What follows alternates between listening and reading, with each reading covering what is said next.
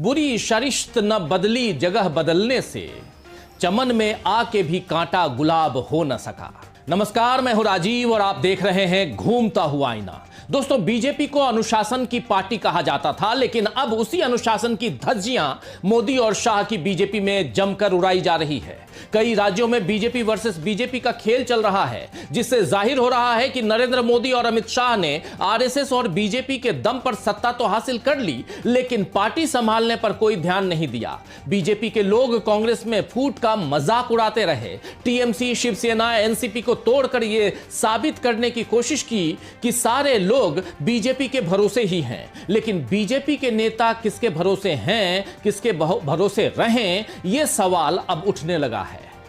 बीते 2 दिनों में बिहार और मध्य प्रदेश में बीजेपी का अंदरूनी झगड़ा खुलकर जाहिर हो गया है। और यह कोई छोटा मोटा झगड़ा नहीं था, बल्कि जिसमें कार्यकर्ताओं का एक गुट दूसरे गुट से भिड़ जाए, ऐसा झगड़ा नहीं था, बल्कि झगड़े के तार सीधे बीजेपी के राष्ट्रीय अध्यक्ष नितिन नबीन और मौजूदा गृह मंत्री अमित शाह से जुड़ रहे हैं।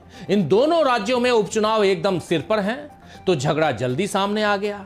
खासकर मध्य प्रदेश में बवाल ऐसा मचा कि बीजेपी अंदर तक हिल गई है। दतिया उपचुनाव के लिए पूर्व गृह मंत्री नरोत्तम मिश्रा को टिकट न देने पर उनके समर्थकों ने शुक्रवार रात भर हंगामा किया और पुलिस पर भी हमला किया। कांग्रेस ने इस पर तंज कसा है। पवन खेड़ा ने क्या कुछ लिखा है, जरा ये देख लीजिए। पवन खेड़ा लिख रहे हैं, नरोत्तम मिश्रा की टिकट क्या कटी, बीजेपी की पोल खुल गई। जो पार्टी हर रोज दूसरों को अनुशासन और उच्च चरित्र का पाठ पढ़ाती है, आज अपनी ही पार्टी द्वारा अपनी ही पार्टी के खिलाफ पथराव और हंगामा करती पकड़ी गई। दूसरों को नसीहत, खुद मियां फजीहत।